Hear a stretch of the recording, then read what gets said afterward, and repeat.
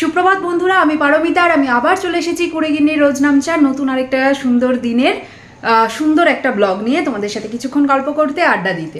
আজকের আড্ডাটা কিন্তু অনেকটা ঘুরতে ঘুরতে হবে, কারণ এখন আমরা একটু বেরোচ্ছি। দেখেই বুঝতে পারছো যে একদম রেডি হয়ে গেছি। সো নিশ্চয়ই আমরা কোথাও বেরোচ্ছি। কোথায় বেরোচ্ছি আর কেন বেরোচ্ছি সেটা সারপ্রাইজ থাক, কারণ আজকে আমাদের দুটো কাজ আছে।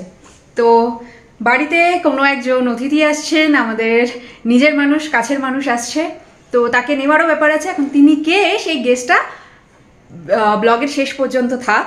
তো চলো এখন বেরোনো যাক। আমরা দুজনেই রেডি হয়ে গেছি, এই যে স্যারও পুরো রেডি।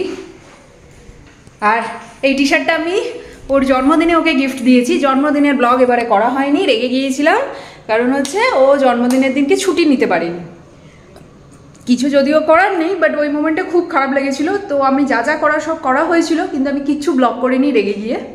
আর আমার পুজো টুজো হয়ে গেছে, ঘরদোর পুরো একদম নিট অ্যান্ড ক্লিন সব কিছু করে আমরা জাস্ট এখন এই যে নতুন করে রুমে একটু অন্যরকমভাবে সাজিয়েওছি রুমটাকে।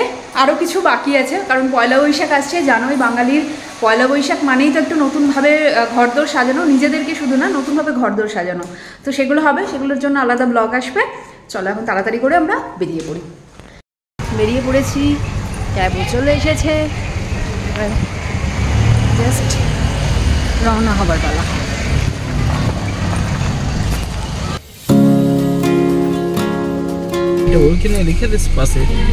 ও আমার নেই এরকম করে একটা অভ্যাস, আর কিছু না। তুমি সবাইকে গুড মর্নিং বলেছো? Good morning everyone. যে চলো এখন বেরোনো যাক, আর সুন্দর সুন্দর ব্যাঙ্গালোরের যে জায়গাগুলো আসবে তোমাদের চেষ্টা করবো দেখাবো।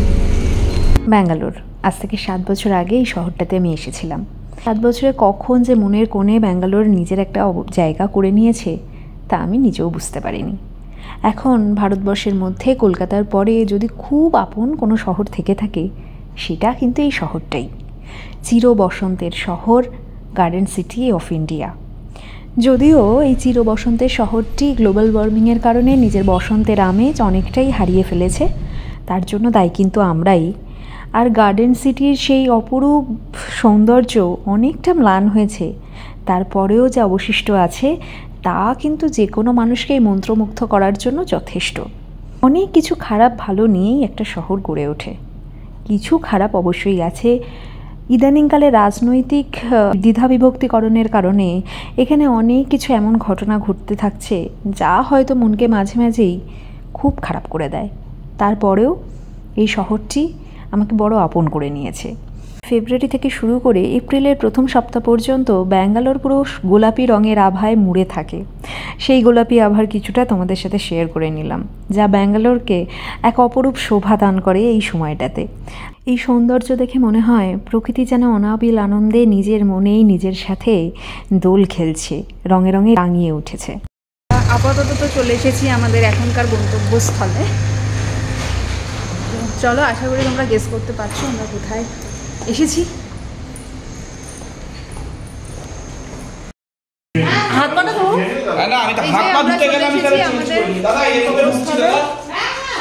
ছুটি।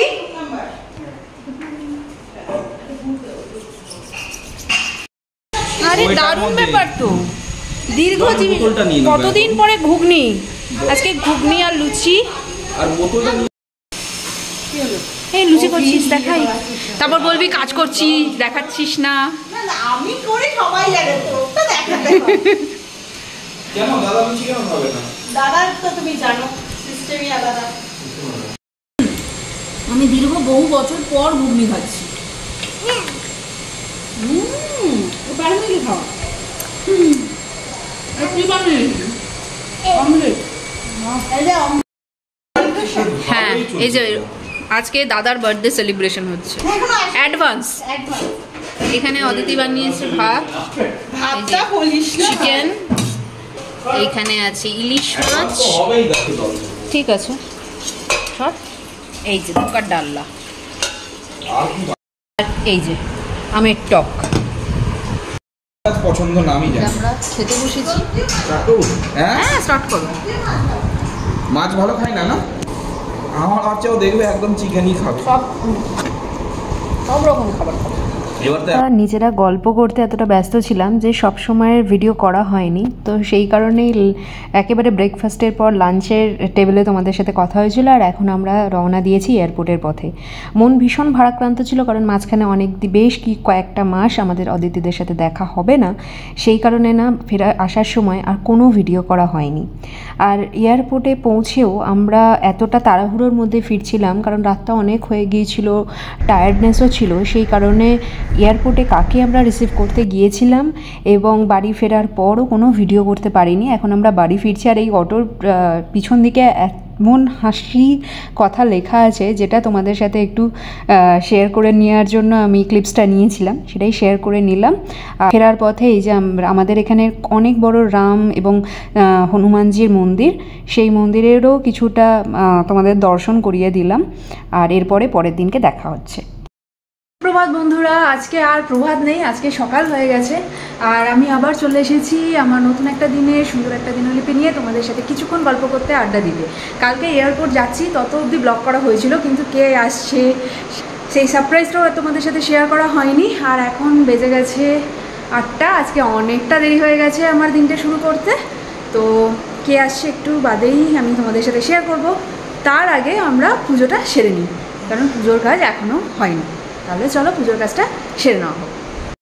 উগাদিরও শুভেচ্ছা জানানো হয়নি, হ্যাপি উগাদি সবাইকে। আজকে কর্ণাটকের জন্য আজকে এখানকার মানুষের নববর্ষ, তাই সবাইকে হ্যাপি উগাদি।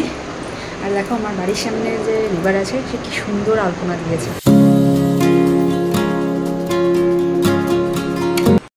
আমাদের যে নেবার আছে তারা কত সুন্দর আলপনা দিয়েছে আজকে। কর্ণাটকের এমনিতেও এখানে সব বাড়িতেই ভোরবেলা সবাই এখানকার লোকেরা, সাউথ ইন্ডিয়ান বিশেষত, কর্ণাটকে বলে নয়, সমস্ত সাউথ ইন্ডিয়ানস যারা আছেন তারা প্রত্যেকেই করে, রঙ্গোলি দেয়। আজকের রঙ্গোলিটা তো স্পেশাল ওনাদের জন্য, এই সকাল সকাল একদম রঙ্গোলি দিয়ে দিয়েছেন।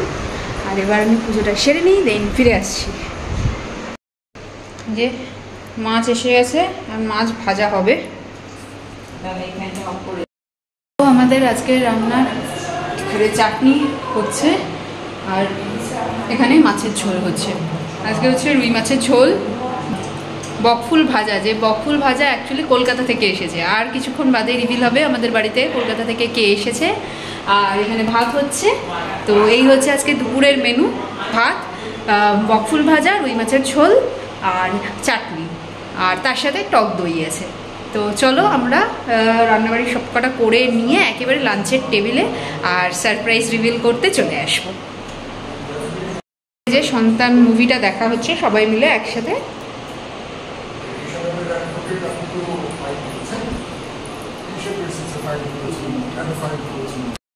বসে পড়েছি। এই বকফুল সুচিত্রাদি কলকাতা থেকে এনেছে। অভিজিৎকে এতদিনে আমার বকফুল খাওয়ানো হলো।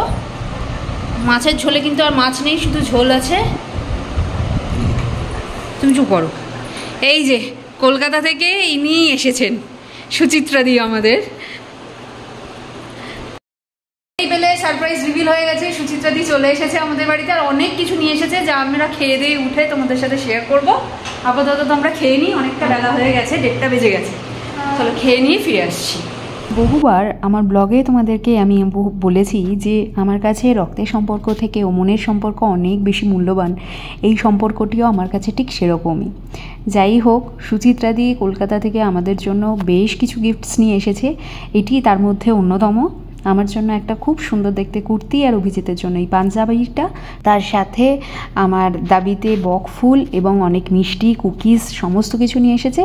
আর নিয়ে এসেছে অনেকখানি ভালোবাসা, যেটা সবচেয়ে বেশি মূল্যবান। এই যে মিষ্টিগুলো, বকফুল মিষ্টির প্যাকেট থেকে অভিজিৎ অলরেডি, আমি যেহেতু পরের দিন ভিডিওটা করছি, অলরেডি অভিজিৎ মিষ্টি অনেকগুলোই খেয়ে প্রায় অর্ধেক করে দিয়েছে। আমার খুব পছন্দের বোঁদে আর 2 রকমের কুকিজ আছে। রাত্রির খাবার দাবার শেষ। সরি আর ভিডিও করা হয়নি, আসলে বুঝতেই পারছো 2 দিন ধরে আমরা একটুখানি নিজেরা গল্প টল্প করতে একটু ব্যস্ত থাকছি বলে ভালোভাবে ভিডিও করা হয়নি। একটু কমিয়ে দাও। একটু গল্প টল্প করতে ব্যস্ত ছিলাম। কালকে অদিতিদের বাড়ি গেছি, এখন অনেক দিন মাঝখানে অদিতিদের সাথে দেখা হবে না। কারণ ওরাও একটু বাড়িটারই যাবে, সেই কারণে অদিতিদের সাথে দেখা হবে না। সুতরাং একটু মন খারাপ তো আছেই যে ওদের সাথে অনেকদিন দেখা হবে না বলে।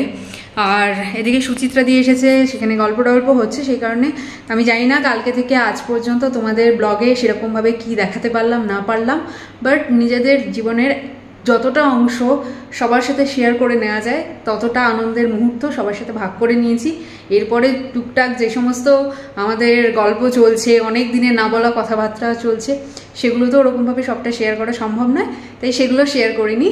তাই আর কালকে থেকে শুরু হওয়া আজকের এই পর্যন্ত চলা এই ব্লগটাকে আমি এখানেই এন্ড করছি।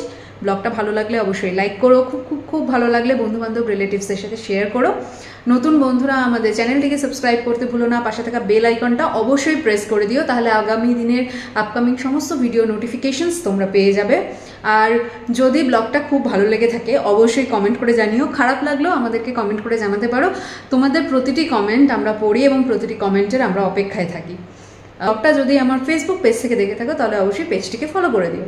আজকের মতন এই পর্যন্তই। শেষ করার আগে যে কথাটা সবসময় বলি আজও বলবো, সবাই ভালো থেকো, সবাইকে ভালো রেখো, সবার আগে নিজেকে ভালো রেখো, কারণ নিজে ভালো থাকলে তবেই সবাইকে ভালো রাখা সম্ভব। আজ তাহলে আসি, দেখা হবে খুব শিগগিরই। Bye bye.